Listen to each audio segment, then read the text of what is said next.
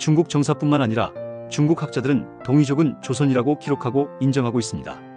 그러나 우리나라 일부 학자들은 동이족은 우리와 상관없으며 관련이 있어도 우리 민족과 연관성이 미약하다고 판단하고 있습니다.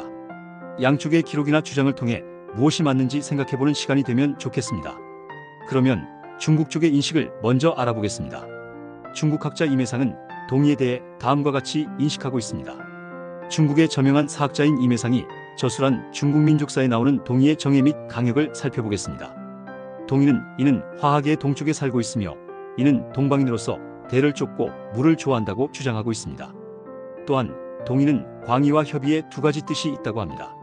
협의는 진나라 이전, 현재 산동성, 강소성, 안희성 등 성의 회수이북 연해 일대에 살던 이민족이라고 설명하였으며 광의는 진나라 한나라 이후 판도가 확장되어 중국 국경 내의 동이는 이미 동화되었으나 이와는 별개로 만주, 조선, 유구, 일본 등의 민족을 이르는 것이라고 설명하고 있습니다.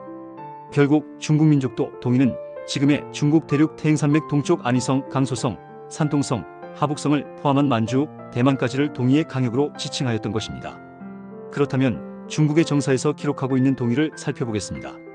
삼국지 위지 동이전, 후한서, 위서, 송서, 남사, 북사, 신구당서 등에서 예, 한, 부여, 고구려, 백제, 신라, 가야는 동이의 각국으로 기록하고 있습니다.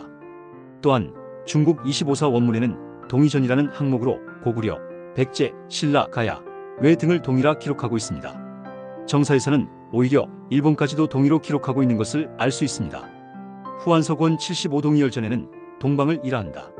이란 움직여 이른다는 의미로서 어질고 물건 살리기를 좋아해서 만물이 이 땅에 뿌리박고 난다는 말이다. 그러므로 그들은 천성이 유순하여 올바른 도로 인도하기 쉬우며 군자가 끊이지 않고 계속 나오는 나라이다 라고 기록하고 있습니다. 중국의 가장 오랜 자전으로 중국 후한의 경학자로 알려진 허신이 필생의 노력을 기울여 저술한 책으로 알려져 있는 설문의자에는 이는 동방인이다. 동이는 대를 쫓는 대인이다. 이에 속자인이고 인자는 장수하며 군자가 계속 나오는 나라이다 라고 기록하고 있으며 이는 하늘이 크고 사람도 역시 크다 라고 기록되어 있습니다. 우리나라 옥편에 기록된 사전적 의미의 이자에 대한 해설을 살펴보겠습니다. 1920년 조선 총독부가 편찬한 조선어사전에서는 동이를 동방만인이라고 하여 동쪽 오랑캐라고 표현하고 있습니다. 1952년 명문당에서 편찬한 명문당 신호편에서는 이를 동표우이라고 하여 마찬가지로 동쪽 오랑캐라고 표현하고 있습니다.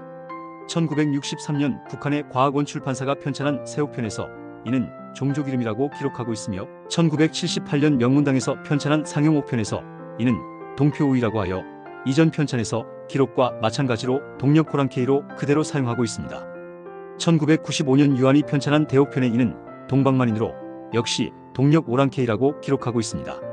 여러가지 기록을 살펴보았을 때 북한이 편찬한 기록에만 종족 이름으로 인식하고 있다는 것이고 우리나라는 일제시대부터 지금까지도 동쪽 오랑캐로 기록하고 교육하고 있다는 것입니다. 이를 오랑캐이로 해석하고 있는 옥편에서는 다양한 의미로 해석하고 있다는 것도 알 수 있습니다. 이렇듯 동이족은 중국 문헌 기록에서 동쪽에 살던 이민족을 지칭하는 용어로 주로 중국 동부와 한반도 지역에 거주하던 여러 부족을 포괄적으로 일컫는 말입니다. 이 용어는 중국 중심의 세계관에서 비롯된 것으로 중화사상에 따라 주변 민족을 동이, 서융, 남만, 북적 등으로 분류한 것임에도 불구하고 어떤 근거에서인지는 몰라도 우리나라에서는 왜 동쪽의 오랑캐라고 스스로 삐딱하게 인식하고 있는지 알 수가 없습니다. 이렇듯이 지리적으로 동이족은 중국의 동쪽, 특히 산둥반도, 요동반도 그리고 한반도 일대에 거주하던 부족들을 일컫는 뜻이라 해석되며 문화적으로도 농경과 어로를 중심으로 한 생활을 했으며 청동기 문화와 같은 고대 문명을 발전시켜 나간 다른 민족이라는 의미로도 해석되며 중국의 고대 문헌인 산해경, 사기 등의 역사적 기록에서도 알 수 있듯이 동이족은 중국의 중원 문명과 교류하거나 대립하기도 했던 강력하고 자주적인 민족이었음을 알 수 있습니다. 중국의 기록을 토대로 한반도와의 연관성을 알아보면 한반도의 고대 국가나 부족들인 고조선, 부여, 고구려 등이 동이족의 일부로 간주되기도 합니다. 특히 고조선은 동이족의 한 갈래로 여겨지며 중국과의 교류 및 갈등 속에서 독자적인 문화를 형성했습니다.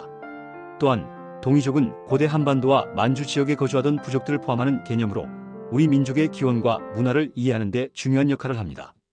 동이족은 단순히 중국 중심의 역사관에서 비롯된 분류를 넘어 한민족의 고대사와 연결된 독자적인 의미를 지닙니다. 동이족은 고조선을 형성한 주요 집단으로 여겨집니다. 고조선은 한반도와 만주 지역에 걸쳐 존재했던 고대 국가로 동이족의 문화와 정체성을 반영했습니다. 삼국유사와 제왕운기 같은 한국의 고문원에서는 단군 신화를 통해 고조선의 건국을 설명하며 이는 한민족의 시원으로 간주됩니다. 동이족은 한민족의 형성에 기여한 주요 집단 중 하나로 인식됩니다. 특히 고구려, 부여, 옥저 등 고대 국가들이 동이족의 후예로 여겨집니다. 중국의 역사 기록에서 동이족으로 분류된 부족들이 한반도와 만주 지역에서 독자적인 문화와 국가를 형성했다는 점이 강조됩니다. 동이족은 농경, 청동기 문화, 제천의식 등 독특한 문화를 발전시켰습니다. 이러한 문화적 요소는 한민족의 전통과 정체성에 깊이 스며들어 있습니다.